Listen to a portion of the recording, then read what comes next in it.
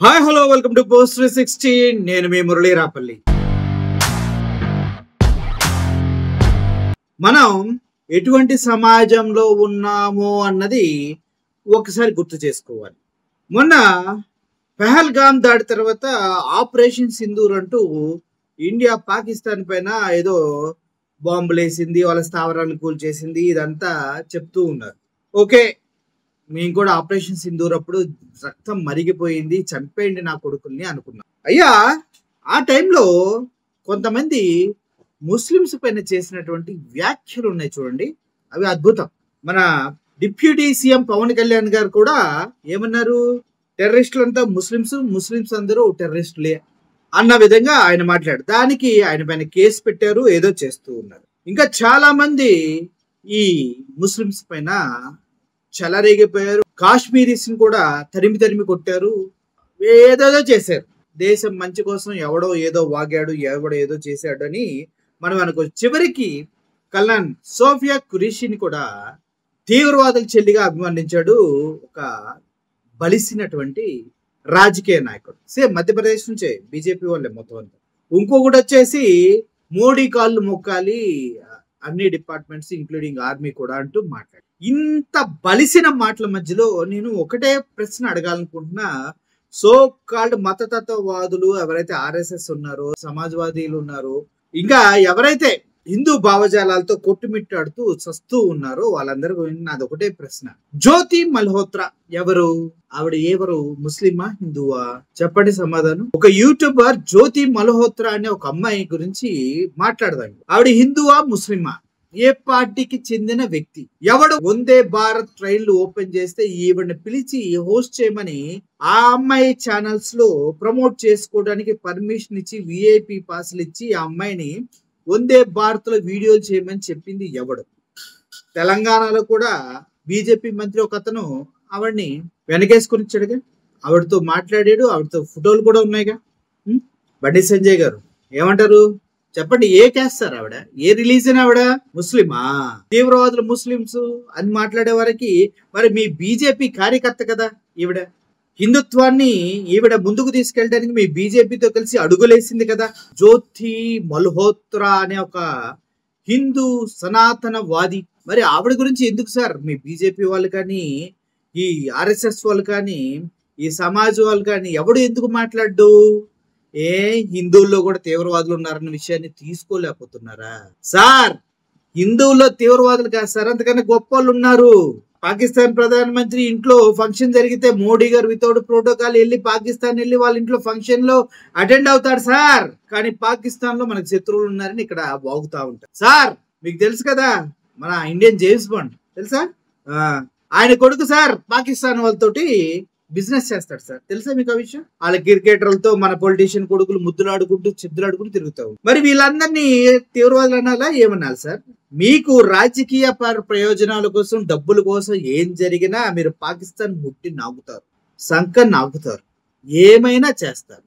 ఇప్పుడు ఒక Hindu hard core BJP కార్యకర్త మన దేశం యొక్క సున్నితమైన సెన్సిటివ్ ఇన్ఫర్మేషన్ ని స్నాప్చాట్లు, వాట్సాప్లు అన్నీ వాడుకొని పాకిస్తాన్ వాళ్ళకి అమ్మితే ఇప్పుడు ఆవిడ గురించి ఎందుకు మాట్లాడరు మీరు? ఒక మా హిందువుల్లో కూడా, మా వాళ్ళు కూడా టెర్రరిస్టులు ఉన్నారు, తీవ్రవాదులు ఉన్నారని మాట్లాడండి సార్. ముస్లిమ్స్ మీద నిందేసి వక్ బోర్డు గిగ్ బోర్డు అని వాళ్ళని తొక్కేటని చూస్తున్నాం కదా. మరి మన హిందువులు, మన సనాతనీయులు మన బొట్టు పెట్టుకొని, మన జెండా కప్పుకొని, మన జెండాని హిందువుల జెండాని పట్టుకొని మన వందే భారత్ ట్రైన్లు ప్రమోట్ చేసి మన దేశ సంస్కృతిని ప్రమోట్ చేయడానికి వాడినటువంటి సోకాల్ జ్యోతి మల్హోత్రా హిందూ బీజేపీ సనాతనవాది ఒక పాకిస్తాన్ కి టెర్రరిస్టులకు సహకరించినటువంటి పెద్ద టెర్రరిస్ట్ అనే విషయాన్ని మాట్లాడండి సార్. అట్లా రావట్లేదా సార్?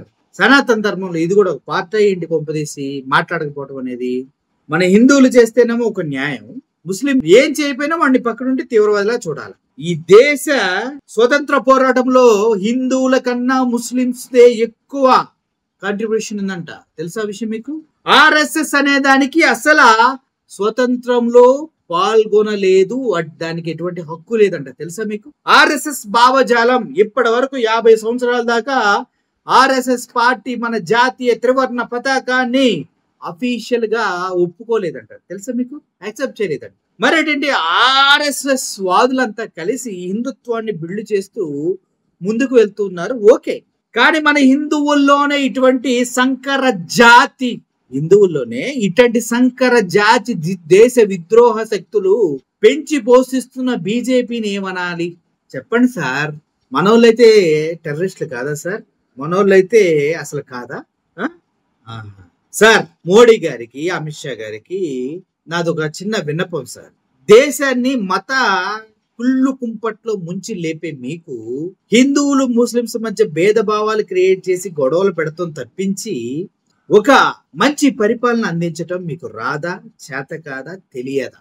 ఇప్పుడు ఈవిడ చేసిన పనికి మన దేశం యొక్క సున్నితమైన రహస్యాల్ని వేరే దేశాల వాళ్ళకి అమ్ముకుంటూ పప్పం గడుపుకుంటున్న ఈవిడ బీజేపీ పార్టీ నాయకురాలు. అదే విధంగా బీజేపీ పార్టీ మోస్తున్న హిందుత్వానికి మార్గదర్శి అంటూ చెప్పుకుంటూ పాకిస్తాన్ లో కూడా ఉన్నటువంటి హిందూ టెంపుల్స్ పైన ఆవిడ కథనాలు రచించింది, కథనాలు చేసింది యూట్యూబ్ ఛానల్. మరి ఇటువంటి వ్యక్తుల్ని హిందువులను కూడా టెర్రరిస్టులు అనొచ్చా ఇప్పుడు మేము చెప్పండి?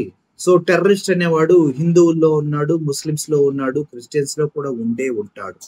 సో ఒక విషయం నేను చెప్పాలనుకుంది ఏంటంటే, మన చుట్టూ ఉన్న ముస్లిం సోదరుల్ని కూడా టెర్రరిస్ట్ లాగా చూసి వారు ఏదో పాకిస్తాన్ జెండాల్ని కాలి కింద వేసి తొక్కినంత మాత్రాన హిందుత్వం వర్ధిల్లదు. ఇండియా నుంచి పాకిస్తాన్ వెళ్తున్న దేశ నాయకుల్ని, పొలిటీషియన్ కొడుకుల్ని, అదే విధంగా దావల్ లాంటి దేశ సంరక్షకులు పాకిస్తాన్ తో బిజినెస్ చేస్తున్నారు, తెలుసు కదా? అజయ్ దావల్ లాంటి వాళ్ళు, వాళ్ళ కొడుకు పాకిస్తాన్ తో బిజినెస్ చేస్తూ ఉన్నాడు. ఇటువంటి వారి గురించి ఏం మాట్లాడాలో, ఎలా ప్రజల్ని బలపరచాలో మీరు వీటికి ఎటువంటి సమాధానాలు చెప్తారో చెప్పండి. ఆ తర్వాత ముస్లిం సోదరులు ఏమన్నాండి, మా హిందువులు ఏమన్నాండి, ఏమన్నా చేసుకో. గొడవలు పెట్టాలనే ఉద్దేశంతో మీరు గనక లేనిపోని చెత్త వ్యవహారాలు సౌత్ వైపు కనుక కెలకాలని చూస్తే కాల్చి పెడతారు, ఎక్కడ పెడతారో కూడా తెలుసుకోలేరు.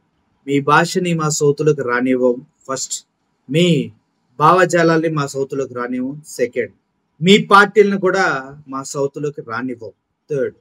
ఈ మూడింటిపైనే మేము నిలబడి వర్క్ చేస్తాం. దానికోసం ట్రై చేసుకోండి, మీరు ట్రై చేసుకోండి. సో ఈ ఎవరైతే జ్యోతి మల్హోత్రా అనే ఒక యూట్యూబరు ఇప్పుడు దేశద్రోహి కేసులో అరెస్ట్ అయ్యి రిమాండ్ లో ఉందో, ఆవిడ బీజేపీ పార్టీ వ్యక్తి, హిందూవాది, టెర్రరిస్ట్. మనం ఏమిటి, ఎలా చూడాలి? బీజేపీ పార్టీని, హిందువులను మొత్తాన్ని టెర్రరిస్టులుగా చూడాలా వద్దా అనే ప్రశ్నకి కింద సమాధానం తెలియచేయండి. ఆమె cutter Hindu. My name is Murali Rapalli. నేను రోజు శివుణ్ణి పూజిస్తాను. బట్ అధర్మాన్ని, అసత్యాన్ని ప్రజల్లోకి వెళ్లకుండా కాపాడే ధర్మం కూడా మా సనాతన ధర్మం ఒక నేర్పింది. So we fight for rights, we fight for nation, not for మతం, నాట్ ఫర్ కులం. Thank you for watching this video. Murali signing off. Thank you so much.